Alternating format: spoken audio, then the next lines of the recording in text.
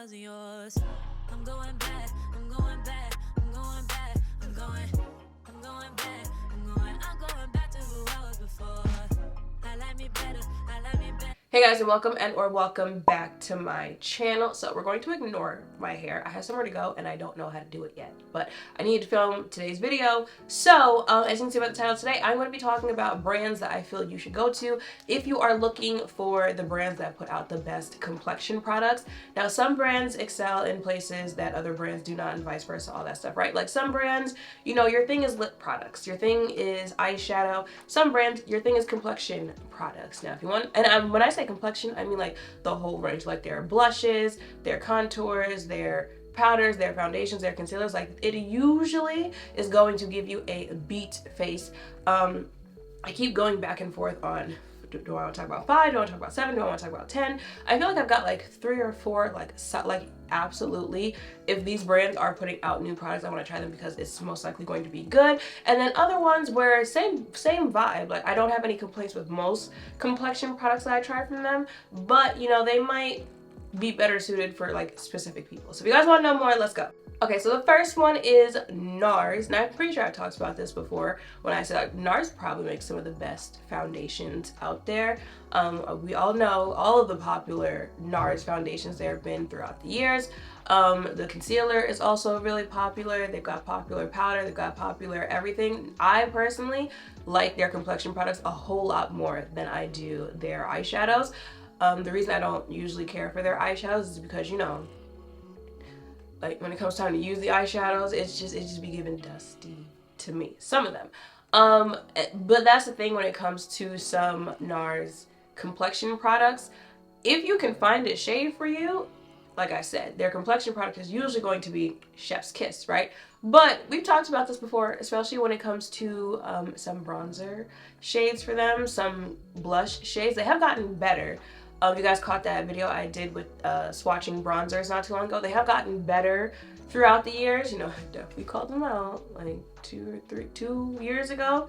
Because one of those bronzers was definitely giving just straight up catfish. But like I said, the foundations, and another thing that I like when I'm recommending brands that just do good with complexion in general, is that it's not just, you know, like one skin type. Like some brands, like One Size Beauty, their products are good, but it's definitely geared more towards people who have oily skin because the creator has oily skin, right? Nars, you know, they've got soft matte foundation. They've got sheer glow, which I don't know if y'all heard, but they're discontinued sheer glow. That's what I have on my face today. Who told you to, like, if it's not broken, don't fix it. And I feel like they're gonna try to fix it by giving like a new version of sheer. No one asked you for that. Okay, if you have staple products that people love and enjoy, like, you definitely could have taken that natural radiant instead of sheer glow. Yeah, I said it. But they've got sheer glow, they've got natural radiant, they've got tints, they've got actual foundation with concealer, they've got, you know, the radiant concealer everyone knows and loves. They got a little pot. They've got options when it comes to their complexion products. So Nars, if you are getting into makeup, you're a working makeup artist, you need options, or you just want to switch up the collection you already have, Nars is definitely one to check out. Okay, the next one is definitely a brand that within the last few years definitely kicked it up a notch. That is e.l.f. Cosmetics. And it's kind of similar like Nars. e.l.f. is a good place to, mind you, e.l.f. is a good place to go to for eyeshadows too, but they're a good place to go to for complexion products because, again, they give options. It's obviously an affordable brand, but it's affordable, but not, that doesn't take down the quality of the products that they're putting on. You know, there are always going to be some things where you're like, I don't know about this. Especially, again, if you used e.l.f. like back in the day. But their newer launches, the stuff they've been releasing in the last few years is chef's kiss, and it's an affordable brand. And once again, you know, they've got things that it might be geared more towards you if you have oily skin, if you have dry skin, if you want to, you know, do finish for your face. And they give a lot of options. I feel like you'll notice there are a lot more like drugstore or more affordable option brands mentioned in this video because those brands are, one, more accessible. You know, they're the brands that are more likely to be able to purchase across the pond, all over the place, stuff like that. They're in convenience stores, so you're seeing them as you walk down the aisle. So those brands do also put out more products. Like they're more likely to launch things as opposed to like a Pat McGrath or something like that. That sometimes, if it's done correctly, I can name some brands, Physicians Formula. If it's done correctly, usually helps in their favor because it allows them to offer to a wider range of people. But again, setting powder, setting sprays, blushes. They've got contour. They've just launched new like putty bronzers or contours, stuff like that, different formula types. And again, like I said, it's affordable. That's the key word when it comes to it's affordable, but it's really good quality. So definitely a brand to check out if you're interested in complexion products. Sticking with a drugstore, the next brand is L'Oreal. And when it comes to L'Oreal, I mean, L'Oreal owns just about like everything else. So it's not surprising that they're a brand that, does well. But I mean like the L'Oreal brand itself, the products that they put out, hello, True Match. Here we are, all these years later, it still does what it needs to do. I'm pretty sure we can think of like plenty of staple products that they've put out throughout the years. And again, they've got concealer, they've got bronzer, they've got blushes, they've got all of this. Them and Maybelline too. We'll make that little joint thing. Them and Maybelline, and it's the same thing like I just said when it comes to e.l.f.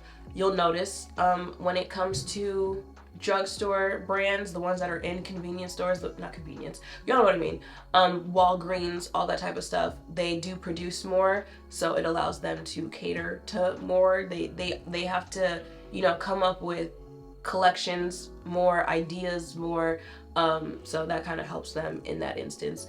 And for the most part, compared to the Tartes, the Too Faces, stuff like that, all of them definitely needed to get better within the last few years when it comes to how inclusive they are.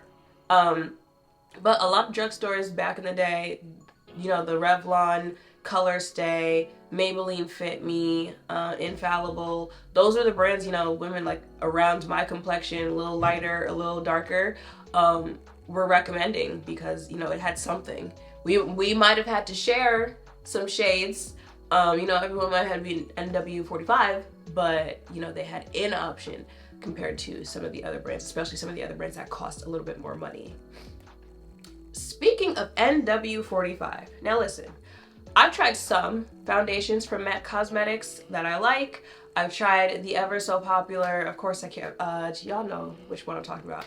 This one, I can't remember the name right now. The foundation itself is okay.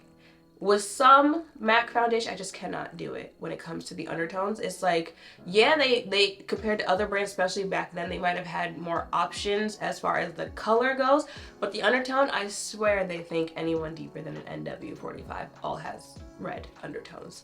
Because why do I look like a tomato with this?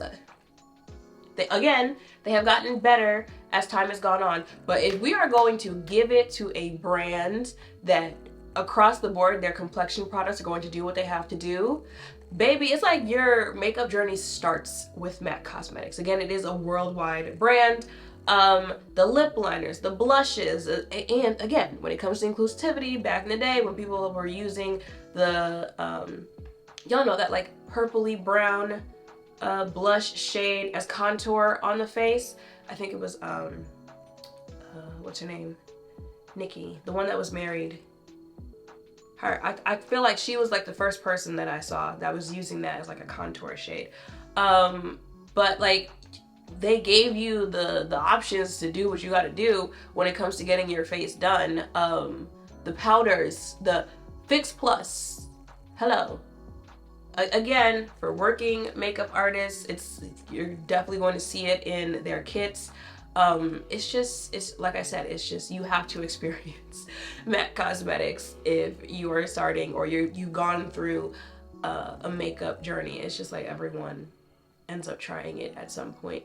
Also, another brand that also has good eyeshadow formulas as well, but when it comes to complexion products, like you have to put MAC Cosmetics in a video like this. Okay, now on to some more like honorable mentions. I also noticed that these brands are newer compared to the ones that I just listed. And they're also like, they might be a little bit more tailored in other categories of makeup, and they're just like slowly starting to push out more and more complexion products, but they're definitely brands to look forward to when it comes to the future of what they put out for complexions. The first one is Rare Beauty. If you guys remember when Rare Beauty launched, she pretty much launched with like a full, like you were able to do a full face with her products. If you paid attention to the brand's messaging and stuff like that, they definitely focus on, you know, natural beauty, and you're beautiful from within, so you don't need makeup. So their stuff gets very natural, very, you know, fresh face, stuff like that. I've tried just about everything that they've launched as a brand, and there's nothing that I've ever really been like, no, absolutely not. Like I said, if you do like a fresh face, that is what this brand is going to give you. Nice quality products. They do pretty good when it comes to shade range and stuff like that. You know, there have been some launches where it's like, you know, they have launched eyeshadow, but I think it was more like just shimmer eyeshadows that they launched. They were nice as well, but they're a brand in general. The stuff that they've put out is very nice. When they announce they're launching something new, you're usually like, okay, I'm gonna try that. I like Rare Beauty, so I don't know if I could give them like a, you have to go to them for complexion products, like put them in the same category with the brands that I just mentioned, again, because it is still pretty new. I want to say they launched like what, 2019, 2020? No, I think they launched in 2020. No, 2019. One of those, child. But it's still very new. So, but they definitely deserve an honorable mention. And it's like these two brands are cousins. Like the marketing might be slightly different, but the products they put out, even the packaging they put out, be looking real similar. That is Fenty Beauty. Again, couldn't really do a video like this without mentioning Fenty Beauty, because Fenty Beauty is the brand that had all these brands shaking in their boots when they launched, with how successful it was when they launched, because they launched with what, like 40 shades, 50 shades in their foundation, and it stayed sold out for like 2-3 months.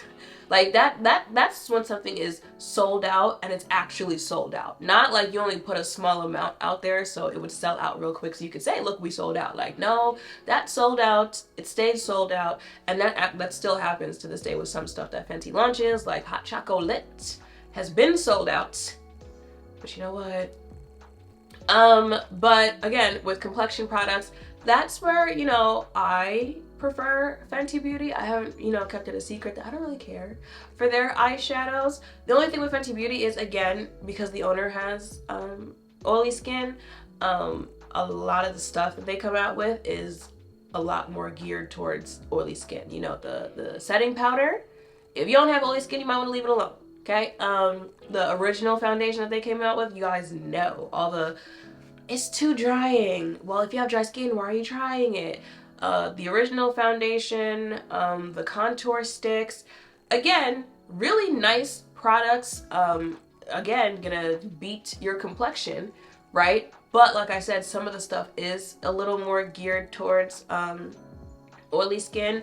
They're also a newer brand, so they haven't launched as much as some of the other brands I've mentioned, but they have also, you know, given other options like the hydrating foundation, even though I believe they discontinued that. The skin tint. So they've got options that you can try, right? But again, still a little fairly new, but deserves an honorable mention. And the last one that I have is, actually I feel like is a brand that became one of my favorites this year. That is Danessa Myricks. Again, I've kind of known her more for like eyeshadow, the type of eyeshadow products that she puts out, and I knew they were good, but you know, I tried that Yummy Skin Balm and the foundation this year and the primer.